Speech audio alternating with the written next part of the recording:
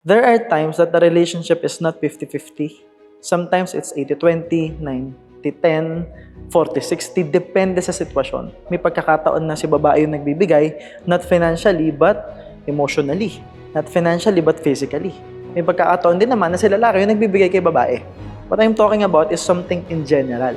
But in a special case where pareho silang high value, si babae, pwede rin siyang magbayad ng date. Kasi bilang lalaki, hindi pwedeng sobrang taas lang ng ego natin. Kami dapat yung nagbabayad ng date. Kami lang lahat, ganito, ganyan. That's bull.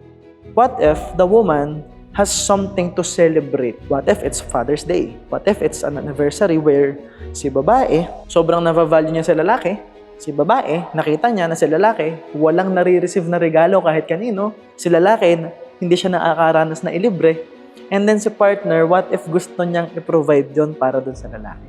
Bilang lalaki, kailangan natin yung tanggapin.